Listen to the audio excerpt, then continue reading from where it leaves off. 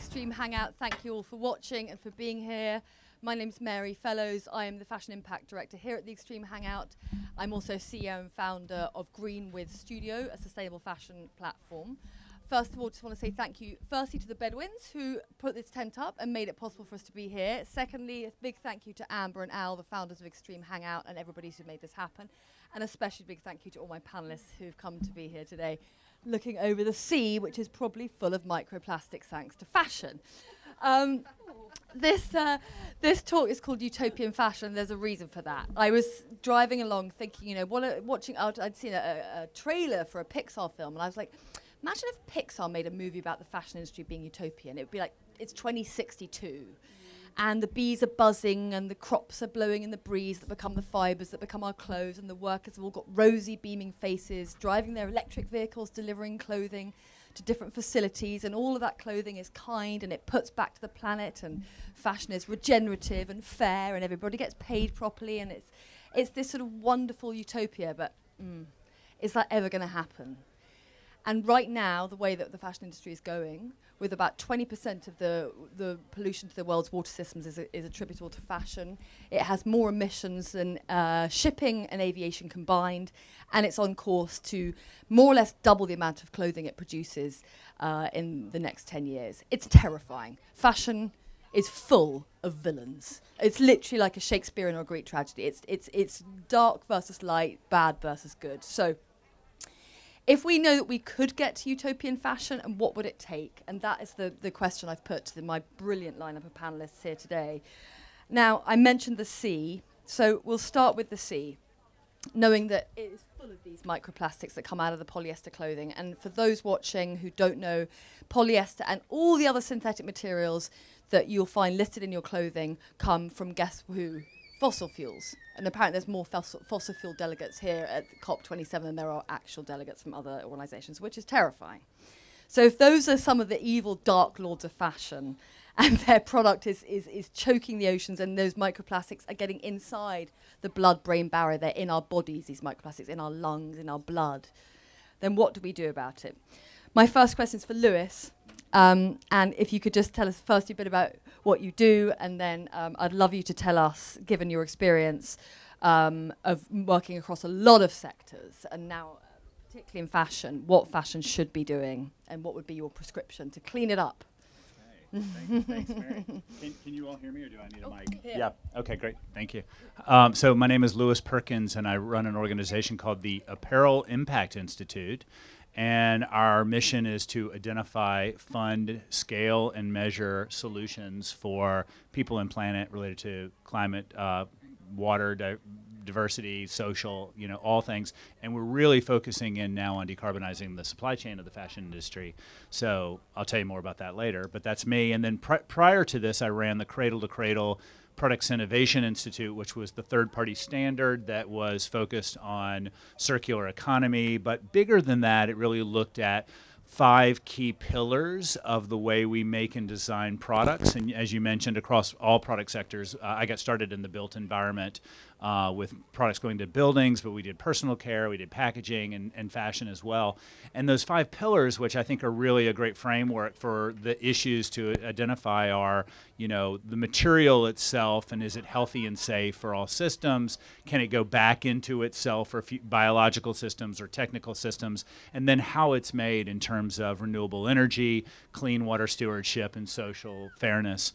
And to me, that framework really kind of helps set a lot of the work that I've done, and what sort of drew me to that whole philosophy to begin with. And a lot of what we're doing today is really creating those roadmaps to help suppliers to achieve that kind of future vision. So with that, your question was about the utopia, like what would I like to see? So. Yeah, what would I prescribe? So it's interesting because as I said earlier when we were talking back over here in our green room tent, there's no real right or wrong answer here because there's so much to do, right? There's so much to do in this industry.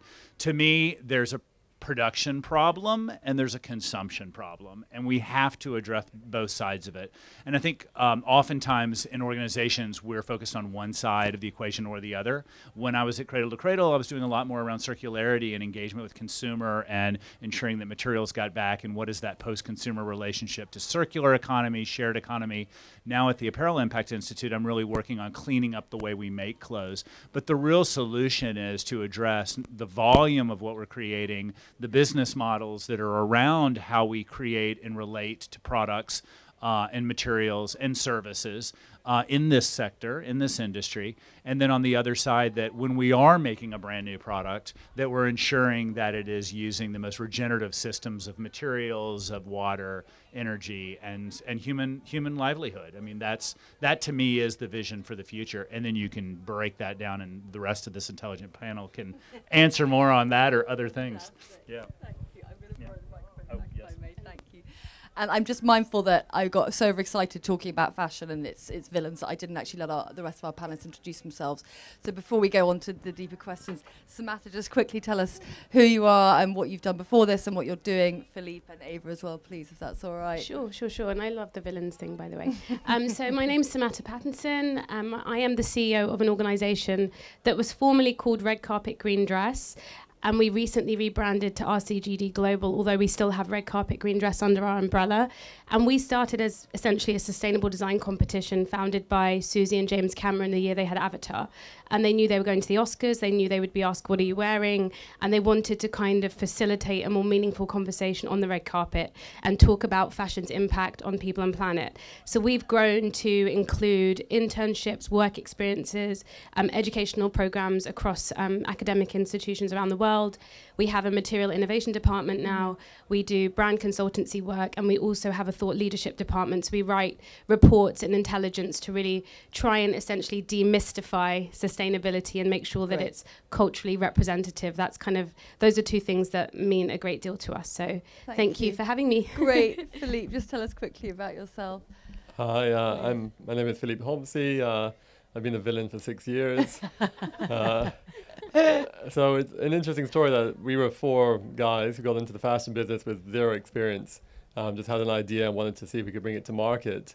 And we took this brand called Butterfly Twist, and over 6 years it became one of the fastest growing brands in Europe. We had 66, we were in 66 countries in all the best stores. We built 32 stores, from Ginza to South Korea to China, one in Covent Garden.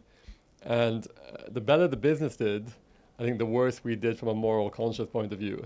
As we started to really see, what it was like to work with factories in China, and it was all about margin, and it was about volumes, and when you ask the questions about sustainability, it was just kind of brushed aside.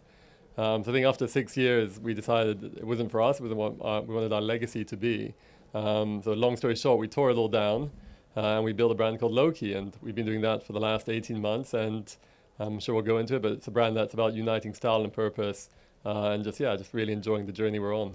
And it's mainly footwear, isn't it? It's all footwear at the moment, footwear. Yeah, okay. That's Loki, L-O-C-I. And Ava, tell us about you. Yeah, thanks for having me. My name is Eva. I represent a new kind of business called Pangaea. And Pangaea is a material science company. And we're rooted on the idea that if we bring science and innovation to the table, there are many solutions that sits there in terms of producing better product. We started as a material science company, but the phone didn't just ring by itself. So we decided to build a brand as well to showcase the material science. And that's probably what people know mostly. This is one of our products in partnership with the UN SDGs.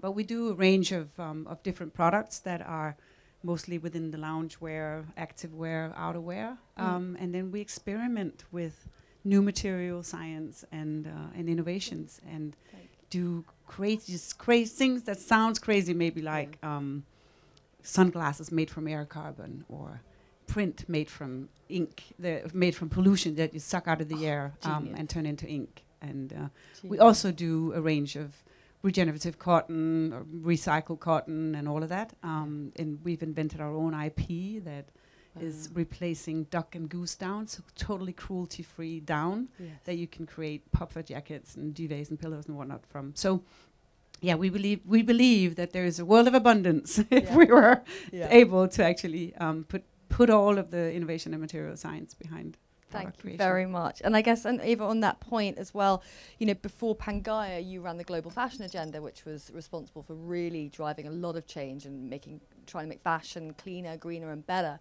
And to the same point, I said to Lewis, like, if you had a magic wand, if you were president for a day or had unlimited time, money, resources, whatever, what would you do? What would you prescribe to clean up the fashion industry? I would get rid of fast fashion. Okay. And I think it's actually a little bit saying the same, but in a different way that Lewis is pointing Mm. towards. The volumes is the biggest problem. Okay. It's the way it's produced. Obviously, it's both how we source the natural resources, what we do with them, the amount of chemical and energy and everything that goes into it, and into our world. It's exploitation of human labor, and the one trigger that does it to an accelerated point is the fast fashion industry. And the growth trajectory is more than double. I mean, More than already in double. 2019, when we looked at the numbers, we were going on a growth trajectory that said that we would grow 81% in volume. 81. And of course, I appreciate that it's not every wallet that can pay for expensive products, but then buy vintage or Yeah. buy a little less. And I know that concept of buying less and looking at value creation rather than volume creation is a very difficult concept for an industry or for a world that is built around growth. We all believe we need to grow and grow and grow to be better and bigger and stronger and more. But we need to simply reverse that conversation. So that's a whole GDP conversation as well, because it's how our societies are built for a growth model. But what we're experiencing right now when we're in a financial crisis is that everybody's looking short-term incentives. How do I get, the best margins up against the next quarter and all of that? And I think we're in a vicious cycle on that. And I think we simply need, and that's where we need policies. We need to call on policies to help us legislate. How cheap can a product be? Yeah. When can there be like a minimum Yeah. price for a product? Yeah. Or even when we can go on sale? Yeah. Because I think right now we're still fueling an industry where you can make a good business by overproducing and marking down your product. And it might even be a product that was cheap already. Yeah, exactly. And why so it don't we- makes absolutely no sense. Yeah. Thank you. And I think a question for both you and Philip in a way, because you're both attached to product now, both of you. And for those people watching, let's just take a basic cotton t-shirt. Okay. Cotton t-shirts, a farmer somewhere has got to grow that cotton, right? Then he's probably got to buy some products, hopefully not too many pesticides, and that's going to cost him some money. He's got to buy the seeds first, and then he's got to plant them, and then spend his time, which is money, and then buy these pesticides or anything else he needs to treat his cotton. He's got to tend to his cotton, grow it as a crop. Then someone's going to then take it and it's got to be spun, harvested, cultivated, then taken somewhere else to be woven into a material, then taken somewhere else to be dyed and somewhere else to be maybe printed on and cut and stitched. And then it's taken to a facility, to a warehouse, and then it's going to be distributed, and then it's got to get to the point of sale, and then it gets to the customer. How is it possible with all of those processes and materials that a t-shirt can cost the same amount as a takeaway cup of coffee? It just doesn't make sense. So who is paying the price? Not the customer. The people on the planet are paying the price of that. So I think the question that I'm sure lots of people watching this have, who may be on a restricted budget, would say, well, what more do I get? If I spend £5 at Primark or Shein on a t-shirt, instead I wait and I save up, or I use Klarna, or I use another facility in order to save up and spend $40, $50 or on that, or I spend, let's say, how much is a pair of Loki sneakers, Philip? $180. Okay, so if they're like, what do they get for that extra money? What are they getting, and what good karma are they getting? Question for you, Philip, and then Ava, I'd love to hear what they're getting from Pangaea as opposed to that Shein purchase. I think that the future of brands is what they stand for. If it goes back to the days of Nike about building that community. And I think brands with purpose are, as Larry Flink said, are the next brands, the next unicorns. So I think with Loki, we're set up to try and use this kind of material. So all the sneakers are made from recycled ocean plastic, and we give 10% of our online profits to wildlife conservation charities. And we're ultimately trying to turn that tide on wildlife destruction, because it's something so close to all of us. So I think you're investing in a brand because they have a purpose. Like one of my favorite brands is Patagonia, and just, you know, the pushback they're doing on the government, and, you know, just leading that charge for all of us, knowing that we can all have, you know, clean breathing air, because Patagonia are there to say no when, you know, one of the administrations comes in with a policy to get rid of Greenland. So I think people are, you know, what we are looking for is creating brands that mean something, so people can get behind them and also, you know, support them where they can with the purchase, but knowing that they will be there to be at the front line. Okay, so every step they take in a pair of Lokis, they can every single step think that it's a step towards something better, rather than, you know, that $40 pair of sneakers, right? Like, I guess it's like to know that that's what you're spending your money on, right? Yeah, and I think it's about longevity, about creating great products that will have that longevity, that they won't be, you know, destroyed after, you know, a few days usage, right? It's about a good product which can last, you know, for years, and it's timeless, so it's not depending on seasons. Okay. But ultimately for us, it's all about purpose. It has to be woven into the DNA. And Ava, okay, hold that. We're going to come straight back to you. And Ava, tell me, you know, if I have that choice again, my £5 T-shirt from Shane, or however much it is from Pangaea, what am I getting if I save up and acquire that item from Pangaea? What is in my hands that's so much better that I maybe can't see, because it may look to those who aren't really used to looking at examining fashion that closely? What if they can't see the difference? For example, what are they getting that's like woven into those seams or into those fibers that they can't see? Yeah, I mean, a T-shirt at Pangaea could be $65 or $75, so I know it's not for every wallet. Hopefully you get better quality, and you particularly you buy into some values, and you support an ecosystem and a supply chain and a value chain that is different. Yeah. And I think we have to think about our purchasing as a way of voting. It's our way of telling directions into society, and that's a luxury, of course, that some have more of and some less. And I think it's really important that it doesn't come across as arrogant when you say don't buy fast fashion, because I think the one point that I don't like about the fast fashion is that it's fueling overconsumption. So it gives us an opportunity to buy way more than we need, because if you just need one T-shirt, then buy one T-shirt or whatever price point, and then keep it longer, because I mean actually the most sustainable product that you can get is the one you already have. Yeah. So and I know that is a scary concept for an industry that is, again, back to the growth pursuit, and that's why we need to look into the more new business models of repurposing products. Can we resell it and use it again, or what can we do with it? What can we do with the fibers instead of dumping them, like Lewis in said, Africa, they just become themselves again, polluting the environment and disrupting their whole possibility of I mean, Ghana is a place where they receive Cantamanto market. Tons and tons. Like anyone out there watching this, Google Cantamanto market fashion, you'll see these toxic piles of just really. So we need to get all of that product back into the loop, so it can be repurposed, quite right, remade and made. The fibers are worth something, and I think it's the wastefulness of fashion that is the biggest problem we have, and that the price makes it more wasteful, right? So if you don't pay so much, you're also maybe a little less. You don't think of it as valuable, right? Whereas if you pay it more, you keep it longer, you maybe repair, So it's a little bit back to the roots, and we're becoming more and more people on the planet. So everybody's going to grow anyway. Yeah, we don't need to sell them 3 T-shirts instead of 1. Thank you. I know you said you had something. Well, my devil's advocate, I think you were kind of hitting on it, which is we do have to remember that most people on the planet cannot afford to buy a lot of the products that are built in a sustainable way, or that we're going to care for longer because we spent more money on them.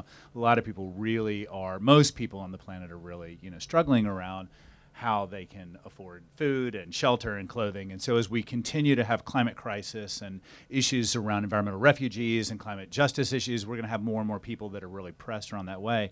So there is a role for lower price point clothing. But to your point, and I totally agree, if it's an economics game, and if you treat whatever you buy with the same level of value, and I'm certainly not a perfect purchase spender and consumer as much as I work in the space, I'd like to think that I am, but I know that I have products that I bought at these fast fashion companies that I've had for 15, 20 years, and I hold on to them. Now, maybe I'm in the anomaly, because, if you spend less, you tend to not care for it as much. But I think if we can also do a both and with what we're sort of all saying, which is if you are going to shop and buy, something that you do still continue to treat in a way that goes back into the system. Quality is good enough. And I think then what happens is less purchasing, which means those companies will have to raise price points, which means they can actually potentially put some of that margin back into better product. And so then you will always have the lower ones come back in underneath because there will always be the demand for the lower price point. So, you know, it's a vicious cycle as long as consumption remains. But I think there's an interesting economics game to that. I don't know. But I'd like to hear from Samantha. Yes, yeah. I've got a question. I'll tell you what, I might get you guys to pass the mic down a bit. I'll hold one. Okay, you hold one. You guys share that. Okay, yeah, we'll all share. Like fashion could become the share economy. We're going to start with the microphones and show you how it's done. Now, Samantha, the question I had for you is that in this idea of this excess consumption that Ava and Lewis have just expanded on, one of the issues I identified in a white paper I wrote recently was, you know, how if we're going to have to try and make change, what do you do when you get to the problem of influencers, right? Because if you go on social media now, you see these things called hauls and drops. Now, when I went into fashion, it was called a collection, which is kind of quite an elegant way of summarizing something that somebody spent months designing and thinking and ideating. But now it's called a haul and a drop, which makes it sound so devalued for a start, right? Yeah. And influencers, they have every right to make a living and they have a bottom line, but a lot of that comes from paid partnerships with fashion brands. Yeah. And that, in turn, emulates the same celebrities that you see a lot of in your work, and I've seen a lot of styling some of these A-listers, and Philippe knows about that because, by the way, he got invested in by Leonardo DiCaprio. We're going to give him a round of applause for that later. But, you know, I think a lot of it is that a lot of young people out there, the TikTokers, they want to emulate this idea of fame and celebrity. So they will then follow the influencers who then encourage them, okay, go and buy a haul, buy a drop, and get a new outfit for every appearance, which is like their kind of pop-up on the red carpet or their press junket. So what would you say to influencers who are tempted to promote that, or those who follow influencers thinking, I'll just run to Shane or Primark or even somewhere up, you know, in the middle of the market, but they just want to, what would you say to them? You know, I struggle with this kind of concept of influencers only influencing in one direction, because I think the concept of influence can be exerted in many different ways. Now, you do have influencers who are promoting essentially the fast fashion model, which is to consume, wear it once, throw it away. And obviously, categorically, I don't agree with that. I think there's a missed opportunity with influencers to kind of show them many different ways you can participate in fashion that don't require you to always purchase something new. And we did this incredible academy with Zalando recently, where we talked to influencers about educating their kind of watchers about everything from citizen, from vintage and secondhand to DIY to creating, to learning how to make, to re-wearing things they already own and styling that in numerous different ways. And we tried to show them that the fashion model has to move away from purely pushing products to like almost a product and services market, where it's training people, it's giving them new skills, it's showing them and empowering them to use their own creativity. And I think my biggest issue with, I think, the influencer and TikTok culture is, I think it underestimates people's ability to be creative. And for me, fashion is supposed to be an exploration of creativity. It's supposed to be kind of standing out. It's finding your own things, it's customizing your own things, it's making your own unique stand. And I think under the tsunami of kind of push, sell, we've just kind of devalued that, and we've devalued what's being made. I also think there's a missed opportunity when it comes to just educating people about the history of fashion. When people talk about vintage, for example, I think we talk about vintage and the fact that we're wearing something that exists and's been there and extending the use of that garment, but we don't talk about fashion history. We don't take vintage as an opportunity to educate people about how things used to be made. So there are all of these missed opportunities to just add intellectualism, to add depth, to add meaning to what clothing actually means and represents. So it's tricky because part of our work is with a form of influencer, which is talent. We work with talent for the Oscars, for example. We worked with Billie Eilish most recently this Oscars. But what we try and do with them is say, what is a passion or what is a subject that means something to you? Like for Billie, her thing was climate. With Emma Roberts, it was secondhand and pre-loved. With Tati Gabrielle, it was the making craft. It was discovering herself to be a maker. And so we try and say, let's focus on that and communicate that out to the people that watch you and inspire them to follow suit with that, instead of saying, like, we're here to get you to get people to buy stuff. So I think there's just a different conversation we're trying to have with influencers and talent. And I think we're all influencers, to be 100% honest with you. It's just what we're choosing to use our platforms for. That's the big distinct difference. Well said. That's brilliant. Yeah, that's what I think. Thank you very, very much. So if that's what you would say to them, Lewis, you know, you deal with CEOs and you know, deal with really high level people in the work you do. What would you say to all the CEOs and the other really senior decision makers you meet out there, investors, the money people, the private equity, the VCs who are powering some of the fashion brands? What would you say to them, to try and get them to think about this differently? Well, I think the ones that I talk to or know are part of the reality of the direction that it's headed. I really do. I'm also an optimist, so you can pick apart everything I say and be like, oh, that guy's just an optimist. But I really do feel if you are a CEO of a fashion brand today and you're not thinking about the direction of where your company needs to be in 10, 15, 20 years and aligned to the SDGs and aligned to the future of humanity on the planet, then you're kind of missing the boat. And one of the things that I've thought about for years is this sort of metaphor that you hear sometimes about like flying to Mars and setting up a new colony. And to me, it's like, here we are in very close to the Holy Land, Mount Sinai and all that. I think about Noah's Ark, and I think about like, we're really facing another one of those, whether you're spiritual or religious or not. This is what climate crisis is. We're going to lose a large part of human population. We're going to lose a large part of the planet where we can live. And so this is a time where if you're going to survive as an individual, as a society, a culture, a country, or a brand, you better be part of the solution, which means you better design yourself to be that your business is part of the solution, or else you've missed it. And I think whatever that means to you as a CEO or you're a leader and you have a stake in this, it's a tremendous amount of power and it's a tremendous amount of opportunity to change markets. But it also takes courage and it's bold, and you can get tossed out if you do it wrong. But I think this is the time to be bold and courageous and be willing to get fired for actually aligning yourself to the right direction. And that's going to mean really looking seriously at the way we've created capitalism. And that's a big part of it, and the production consumption model and what it means to be profitable. I'll say one last thing on it, which is when I go back and think when we civilized ourselves and we stopped hunting and gathering and we colonized ourselves, we kind of different people formed different products and services. I was the guy that did the cheese. She had the milk. We had a barter system.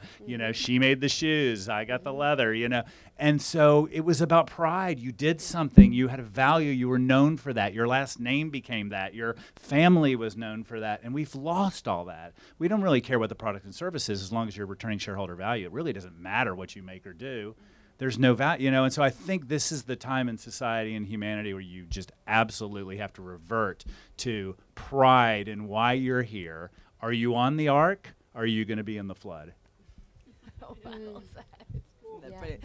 Samantha, I know you had something to say about that. Yeah, Tell and us. it's actually tying to what Lewis just said and that earlier concept of a utopia, which I just wanted to connect. And my utopia, which actually links to what Lewis just said, involves a complete decentering of this conversation, because I think we've also fooled ourselves into thinking that we are reinventing the wheel.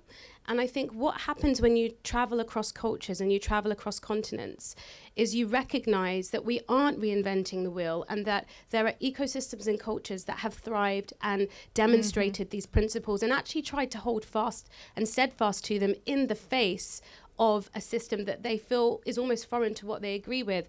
I remember having a really great conversation with a collective of, actually it was a multi-generational family, like a kind of grandma, great-grandmother, daughter, granddaughter, Bangladeshi family. And in the same room, I had some cousins from Ghana. And I remember the conversations there were, this is not new to us. And in fact, where this kind of business model is going is something we've always pushed against in our culture. We took great pride in loving the things we have. We took great pride in looking after the things we have.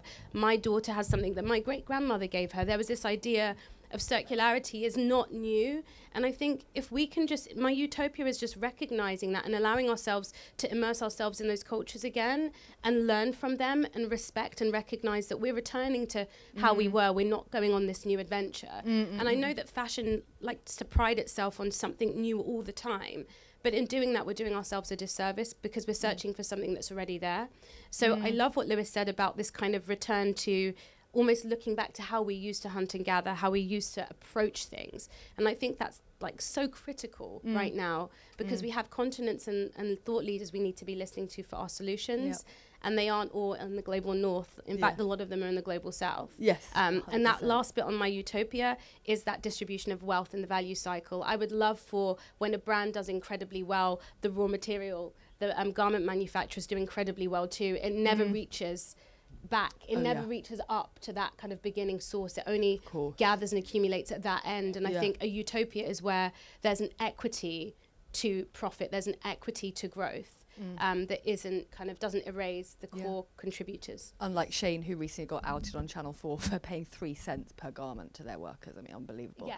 I think to your point about it's almost like, look at we had some Indigenous leaders up here at this amazing space earlier, and you look at how their communities have thrived for thousands of years by taking, things, if there's any waste, they use them. And I think that takes me on to you, Philippe, which is to think about, how is it that your product takes ocean waste, right? And what would otherwise just become pollution and ruin the seas and the ecosystems out there and under the waves. So how does that work? So in it kind of, because to me it sort of slightly replicates how, if you ask an Indigenous leader, how would you design your sneakers? They'd probably do something a bit like that. Be like, well, we've got all these things lying around, so we'll make that into something, right? Is that kind of? Yeah, well, actually, only 9% of all plastic is actually recycled. Specifically, if you look at PET bottles, in the US, it's only 29%. So there's this huge opportunity of feedstock that is, going into the oceans or into landfills. And I think, there's so many brands now which are so inspiring to see at COP who are saying, hey, there's a second life for this material. And obviously, it's not perfect. It's not a cradle-to-grave solution, but it's definitely a step in the right direction. I think that's what, I get inspired to say, okay, how can we make sure that, we're taking this waste, we're giving it an opportunity to become a product, and then we're giving back. I think to Samada's point, I've been to a lot of factories in China, and it was one of the things that always stuck with me is that, the better you did, the better the factory boss did, and it never trickled down. And now with this local production, in Europe, you see as you grow, like these towns in Portugal starting to grow as well and community thriving, and it's, of course, in a way, it's been a good thing that China's become a little more isolationist, so that companies are now coming back to Europe and paying more for their product because it is having an effect on the community and people are seeing it. I think back to, honestly, on the utopian kind of conversation there, to go a bit far right field, what's been really interesting to see with our community is a desire to go online. That metaverse world is used so much, but when you actually look at it, especially in these developing countries, they are expressing their creativity there online. And if you look at brands like Balenciaga and Fortnite, they recently announced that last year they did $2 billion in sales just on Fortnite, selling skins. So there's such a demand for this product, and there's no waste for it. So it's a win-win. You can express your creativity, and I think we've been super cautious about that now. But now we've jumped in 2 feet. We've just done our first collaboration with Aglet and Metaverse. It's a #1 downloaded app in Ukraine at the moment. So during a war, this country is still making sure to go and express themselves on the Metaverse. And it's just amazing now that as brands, you can go there and engage with consumer. You can have a positive message. You don't have to make product. You can still generate a revenue which provides purpose. And it's just really exciting to see what's happening there with this younger consumer, where they're more conscious, but they still want to be an individual. So I guess it's going back to Samata's point about, like, there's nothing wrong with self-expression, right? But so maybe the metaverse will allow people to express themselves without ever actually having raw materials involved.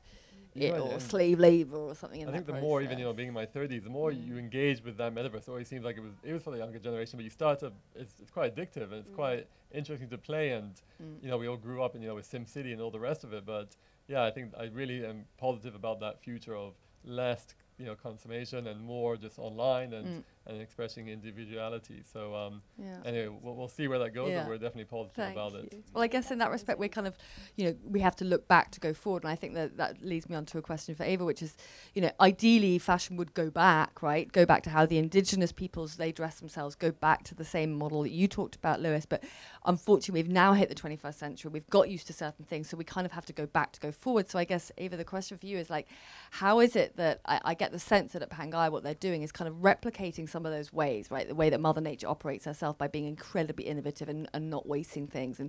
But do you think that if other brands embrace the kind of science and innovation and technology that you see at Pangaia, do you think that would, if that was adopted more across the mainstream of fashion globally, would that make it a lot cleaner and greener, the industry? No, absolutely. I mean, if you look at the life cycle of a product, the biggest environmental impact sits in the production, and it's the sourcing of the raw materials and the treatment of the materials and so on. So I think that is really environmentally a big area to look at. And I mean, even for recycling, it's super, super complicated because ocean waste is waste and it's super polluted and it needs to get out of the oceans. But we also see supply chains that are fully in their own circle with plastic bottles that should stay plastic bottles. They should not become a dress. They should stay there, and we shouldn't take them out and then turn them because into what something it takes a lot of other chemicals to go from being a plastic bomb to and I being mean, a dress. at the end of the day, right? even and we also have recycled nylon in our collection until we have a better replacement, which is coming,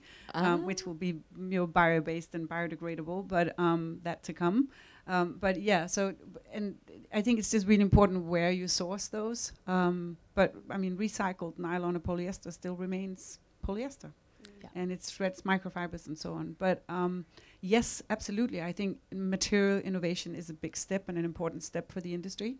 And even if we look like we're mostly a brand, we're actually also a B2B platform. Yes. And like many others, supplying the industry with access to our IPs and, happy to help and have more companies unlock that journey. Okay. By joining forces. But one other thing that I wanted to mention, because of course, Pangaea is a lot about science and innovation, and it's more tech, and we talk metaverse, which I think is a big opportunity for the influencers who want to change clothes every day for a photo. They could just do a digital clothing. They could just do a right? digital one. But fashion is also a lot to do with agriculture and nature. And we sometimes miss, I think, that a little bit, because it doesn't look so much like it has so much to do with nature, right? But we source so many natural resources. Yeah. And that whole area is sort of missed also here at COP in this bigger climate conversation, I think. The potential that nature sits on, all of the solution that it holds, if we manage and restore and protect it in a different way. And that goes all the way back to the field. Yeah, like, I mean, Egypt is famous for its cotton. We're sitting, everyone has probably seen Bedlin and other things marketed. Egyptian cotton is great, but a lot of people aren't aware, are they, either that, in certain places like India, there are farmers who end up killing themselves. It's a well-known thing, these suicides across India, because farmers get pressurized by companies like Monsanto to buy their seeds at a very, very elevated prices and then to deliver certain quantities. And when they can't, the sense of honor that's gone, they're not able to feed their families, they end up killing themselves. So if anyone out there is thinking about buying a cotton t-shirt or anything cotton, do you want to be wearing something that's maybe part of an ecosystem that encourages suicide? I mean, it's nuts, right? It's completely nuts. And I mean, 60% of the world's textile fashion is dominated by the fossil fuel based. But around 30% comes from cotton, and only 1%, less than 1%, is organic. Which is insane. So we're still at a stage where there's so much conventional cotton produced, and the monocropping, which is also resembled in all other food and agriculture, it is really bad for the soil. And the tilling of the soil, the pesticides used is killing natural habitat and biodiversity. And I mean, it might not feel like it's very fashion to talk about soil and but nature, it's so important. but we have to. Yeah. And we have to be mindful about how we source those natural resources as well. And the shift right now, the big buzzword is regenerative. It's being exploited already. I met somebody who did regenerative travel. I don't know what that is. It's used everywhere and misleading. So we definitely need to put up the right guardrails or parameters for what regenerative cotton or other products means. But it's on practice and outcome base. But it's such an important journey, and we need to kickstart it to unlock nature's potential to be this carbon sink and help us solve a lot of the issues that we're facing. I think that takes me on. I was going to ask you, Lewis, actually, yes. No, you go ahead. Go right ahead. Well, while we're on the Utopia topic, local systems. I mean, we're also talking about like creating value and wealth. I mean, what we do when we send our clothes to Africa to disrupt the artistry, the production, small batches, local batches. I mean, and this is a large part of it. One of the things when I flew here on an airplane, emitting a lot of carbon, Delta had the little bags that had your toiletry kit in there with a QR code of the person who hand-stitched it. Was an artisan in Mexico. And I looked at it, and I went and I looked at it, and I've seen other things do this, but I'm like, this is the return we need. And, I'm sure there's faulty issues with that product. But, in a lot of ways, I think they're onto something, which is really around this relationship building that we're talking about with local systems, which we're going to have to get to eventually as we're disrupting these fragile supply chains and start building those resilient systems now. So, Thank you very much. Thank you. And Samata, on that note, could you, I think to this point of like going back and doing things locally as Lewis has described, like, could you tell us like a little bit about that in Ghana, like what it might have been 50, 100 years ago, and now what has happened there with Kantamanto Market? Because I'm sure a lot of people, I often tell people, do you know what goes on in Kantamanto Market? And they don't. Tell us a bit about that, because it's kind of a metaphor for what's wrong with fashion generally. If you look at Ghana, right, like ancient clothing, technique, craft, materials, and then now that it's just swamped with it's so interesting. So we had like a thriving textile industry, and we had fabric made that was kind of made from kind of bark, tree bark, kind of really resilient, tough fabric, actually, kind of fabric worn by chiefs and stamped with natural dyes with really powerful symbols called adinkra symbols.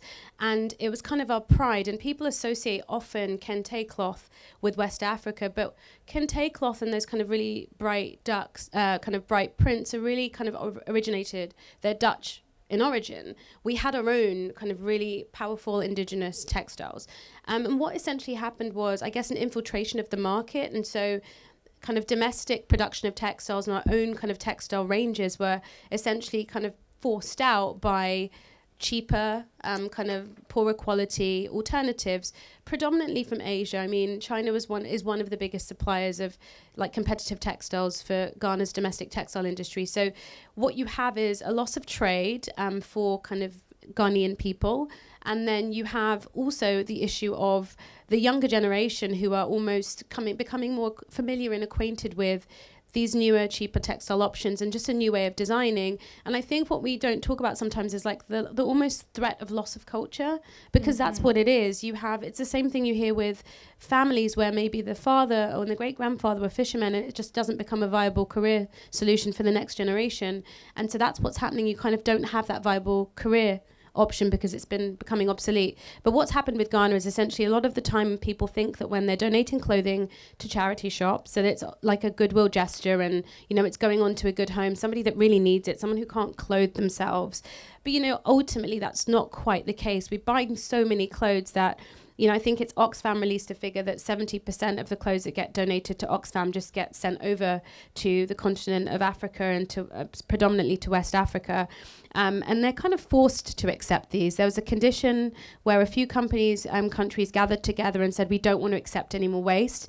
And they were basically threatened with trade deal expulsion. So they were basically told, if you don't accept these secondhand clothes, you will be frozen out of lucrative trade deals for your country. So they had to accept it. And so we're just inundated. There are markets where it's just stacked to almost block out the sun with clothing. It's in Labadi Beach, it's in our waters, it's just clogging up our water, it's clogging up our landfills, it's clogging up our earth. And it's a really tragic situation. And actually the Ghanaian community, there's a saying, it's like dead man's clothes, dead white man's clothes, because they don't understand. They think someone must have died for so much to be sent over, like somebody must have no need for these. So it just shows you that there's just this polarity of how we see things, this idea of being doing a goodwill gesture versus the reality.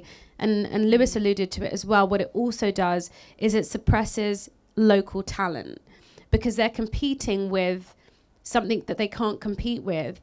And I actually wanted to say my Utopia also just allows certain words to be used and applied to different people, because I find it hard to accept that the word couture is so easily applied to Parisian work, but it's so difficult to apply to like a Ghanaian or a Nigerian designer. And that is because we have a perception of who's allowed to use these words. And it's the same way that these local designers are not allowed to thrive. They're not allowed to compete with New York, London, Milan, Paris. And that's what we're doing. We're kind of burying them with clothes, and we're also suppressing their ability to create. And I know it feels quite doom and gloom, but it can just be redirected. Like with the Red Carpet campaign, we're so trying to encourage talent to even wear designers from different countries. Like stop falling back on the same brands. Like go further out. Wear an Indonesian designer, wear a Ghanaian designer, wear a Japanese designer. And where would they find them? Where just literally just go do online? Research. Like there's Africa Fashion Week. There's the ethical. Like there are so many clusters of collectives that showcase designers. You literally just have to look. And I think that's another utopia for me. I mean, just to reshift and create space for these other domestic industries to really thrive and show their creativity as well. So brilliant. Well, I think we're nearly at time. So I thought what we might just do is, for those who are watching here in the room and digitally online and live stream, It'd be good to, as all of these experts here, I mean, you've mentioned some of the terminology, and I think that's also one of the issues, and I think a lot of people don't understand because greenwashing is so rife, and it's only just recently in the UK where they've brought out some legislation against it, but could you all just talk about like what does say something like circularity or organic and all these terms mean to you, and how could we educate those watching and wider audiences like how to basically smell bullshit, right? Because like circularity to me is when a product or system or process copies Mother Nature, right? Like and circularity is not possible with the kind of clothing that gets dumped in Ghana and Cantonmanto market because you can't pull out the stretch from the jeans and take necessarily the zips or the buttons off that easily, so you can't recycle that cheap clothing into something else, can you? So, like, Lewis, why don't I start with you? Because you know, obviously with Cradle to Cradle, and you've worked across so many sectors. What would be a few things you would say, like, these are the terms to look for, this is what they should mean or what they don't mean? Well, okay. You know, I think it's an interesting question, and I mean, again, we could take the whole panel on this, but I really like where you were with some of these words which started off as sort of pure, authentic words, really have been taken by the marketing teams. Regenerative is a great one. When that word had kind of emerged on the scene a few years back, I was like, that's it, it's regenerative, and then I was like really excited about the definition of that word, and now you're seeing it applied to like air travel or what, and so I think that any word is subject to having its fault. It's hard to sort of break down which ones are right, which ones are good, when you think about it. And it's also how that word plays out with an individual company or a brand. It's different to everyone. I mean, having worked in the circular economy space, circularity was used widely about a lot of things. And where I really liked, and I said this at the beginning, I really think of it, and it's the same of those pure words like regenerative, around like restorative systems, where it is that concept of we're putting back into it what we take out of it, which is an indigenous wisdom too, around like leave what you take, pray for what you take, ask for what you take, return what you take, and that you have this relationship that, and I'm doing my hand like this, as circular, because to me it is that. And I think if we are thinking about all of our exchanges, interactions is like, the law of attraction, or like what you put out, you're going to get back, right? And it's like an equal force or whatever anyway, you know where I'm going.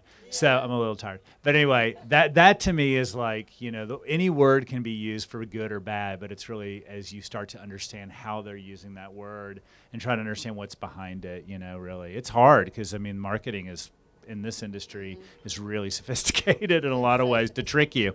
Yeah. Actually, on that, just quickly, I think I love the work that was done recently with, I think it's a Citizens Consumer Watchdog, and I can't remember the name of the exact organization, but it was essentially a call out to kind of combat greenwashing through CMA. Labeling, the CMA, thank you. But what I found fascinating about this push to brands to be very specific about what you mean. I have a rambunctious 4-year-old, and I have parents talking to me about what I do, and a mum came up to me, she's like, I'm really happy I got these organic cotton, like these organic leggings, these organic cotton leggings. And I was like, okay. And she says, I feel really good about this. And I'm really into this whole safe fashion thing right now. I'm feeling very passionate about people being aware that the clothes that we wear affect our bodies, our biospheres, the dyes and so on. And I had to explain to her that, the cotton is organic, but the dyes are not certified. So I think, for her to understand that there's a process, like you've got the organic cotton, but the actual colouring process of those leggings is a separate thing. That's a non-certified synthetic dyes to get you that bright yellow with the green dots. So I think this, being really specific is important these days about exactly what you're referring to. And I think that is something to look out for. And what was beautiful about the CMA is that it was citizen-led. It was citizens approaching and saying, we're really confused about the language. Can you give us tools? And that just shows you where people are at right now. They do want to understand, but they want to know what exactly you're saying to them. Yeah, it's like another one would be like, say, vegan leather. I don't know if everyone's ever been attracted to rubber vegan boot.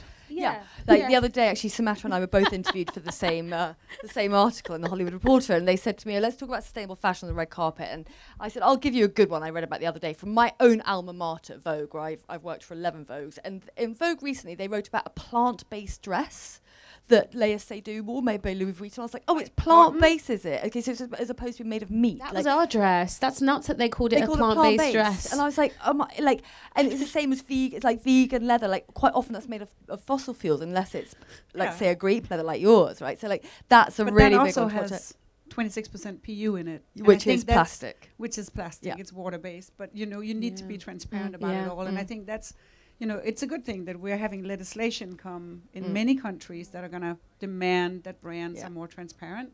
Yes. I'm worried sometimes whether the consumer actually really want to know all of that, or if have time or bandwidth. So that's why marketing teams have been good at sort of keeping it short or catchy, simple, or making it easier to sort of digest. Yeah.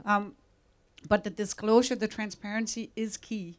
And people do need to go a layer below and actually understand a little bit more that it's not just the cotton, it's also the dyes, or it's also, other steps of the road. And I hope consumers are with us. I hope they're interested enough. I Stay on the journey. We've applied something called Eon. It's a digital passport in our clothes, so people can scan it. I don't have the data of how many actually does do that, but I think let the information be available. Yeah, and quick be super scan transparent of a QR code. Yeah, and actually break down what it is that you have in your products and be honest. And I think especially with taking those terms like calling something made of plastic vegan is crap. Yeah, and it should be ruins all of the really genuine work that some others are doing in this space. Yeah, but be transparent about what it is and what it isn't. And nobody's perfect, and there isn't 100% route to any of it yet. But I think we're all on a journey, right? And hopefully consumers will join along. And I think maybe in my little utopian world, people would not be called consumers. I think we're citizens first and foremost, because we're not just here to consume. But secondly, we would believe fully that all we do have an impact. And I sometimes think that we feel powerless because of global problems being hammered at us, and we think, okay, they're going to solve it at COP. The politicians are going to meet, and they're probably going to do it. I'm going to continue to do what I do. But actually believe that each and every one of us have an impact. What we do, what we say, what we spend our money on. Collective action. Collective actions, but also just individual actions. Because I think sometimes the connectivity is what leaves us a little bit paralyzed. Like, does it even matter that I sort my garbage at home? Where does it go? Who takes care of it? And I don't even trust whether it goes. Or and then if you don't feel connected, and you don't see yourself plug into that bigger system, you go, oh, who cares? I just go to Shein and buy something crap, or H&M or whatever. So brilliant, well said. And then sorry, Mary, no, please, let's close. So I think from the little guy in the room, right? Like 18 months old, it's super complicated. I think your brand, you mean? No, just in terms of the whole industry. Yeah. We're trying to look at the best material to use, and people send you swatches, and you spend hours analyzing it. So I don't. It's I think there's a lot of people who want to do good, but it's just a really complicated industry out there. And I think if we can complement someone like Pangaia, who I think is such an amazing company in the way they share all the work that they're doing with brands out there, like Volvo giving the patent away for its seatbelts. I think that's what the industry needs. It needs more brands who are willing to open up their books and say, hey, we're experts in this. Let us help you. And I think the brands like Allbirds, Ganni do that. We want to use the right material, but it's we don't know, like we're not scientists, with small teams of 8 people. So I think I would encourage brands, and thank you, Pangaia, for opening up those books. So it does make us able to use the right materials and to hopefully have a better fashion. Yeah, it's kind of democratic rather than tyrannical in a way, right? I think with that's a very good note to end on. And I'd like to thank all my panelists very, very much for all of that wisdom and expertise, and thank you to everyone who came up and who watched online. And is there any questions in the room? Anyone got anything? Yeah, have we got time for questions? Yeah, we do.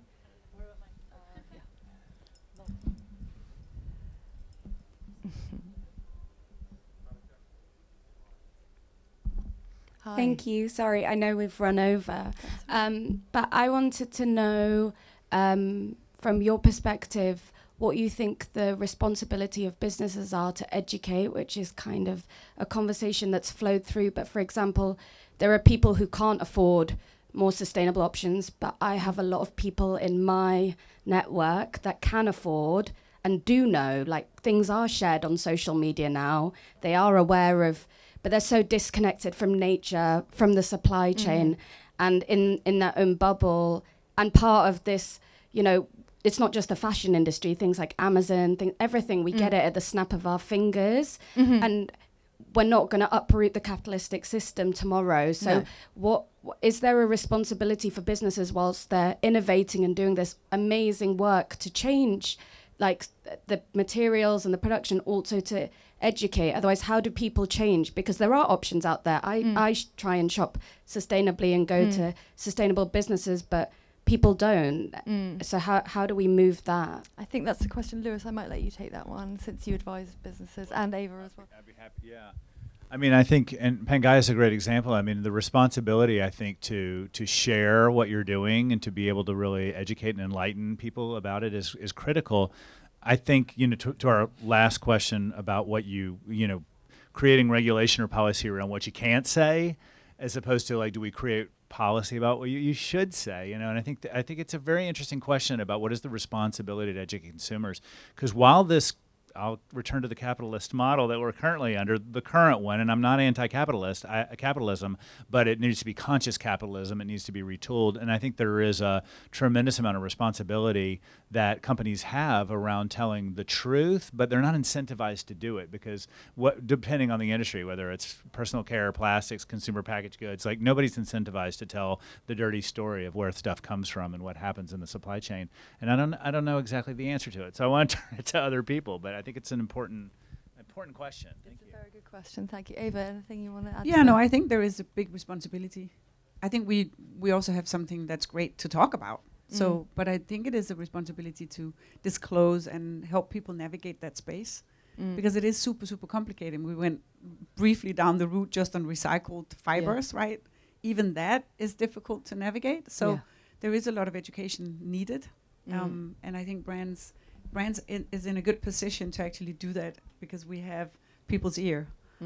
We have their attention, and maybe we're even talking about something fun. And if we can also get them to then understand the bigger picture of what they fit into. And sustainable doesn't have to be much more expensive. I know we're at a higher price point because we also work with material innovation, but you can usually find, for instance, in organics and so on, price points that are accessible. But it's about, you know, meeting people where it's convenient for them. So I think price will always come first. Yeah. But also brands can educate now. If you think about it, the media are not gatekeepers anymore. Like the industry I went into 20 years ago, the media was the gatekeeper, but some of these titles are no longer the gospel anymore, right? So like any brand has its platform, it has content creation. So they have that facility thanks to digital and social media to tell their story, and right? Yeah. Anything anyone else got anything to add to that?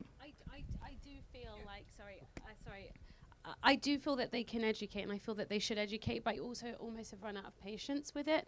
So I feel that there's an element of like legislate, the legislation up in here, because I just think it's happening, but it's just taking too long. And I think there's like a reluctance to say things because, but I'm not doing this. We get that with the brands we work with. If we step out with you, then we're going to be criticized about all the things we're not doing right, so we won't even bother. And we always say, like, we work, you know, with some of the brands that we've worked with, we're like, put a hurdles page up on your website. Like, just be real. Just say, these are things we're struggling with as a company. Like, how refreshing would that be? Education doesn't always have to be like tooting your horn or just focusing on the things you're doing right. Education can be being transparent about your struggles and the hurdles you're facing. So I think that that's just something brands just need to do. But I am getting to that point now where I'm kind of like, time's going. So like some legislation, please. You know, that's the other part of me where, you know, I'm just ready for that because I do feel anxious about how time is going, you know, really, and how slow things are happening. Thank you. Yeah. Any other questions at all? No? Okay, I think we'll probably wrap it there. We're at time.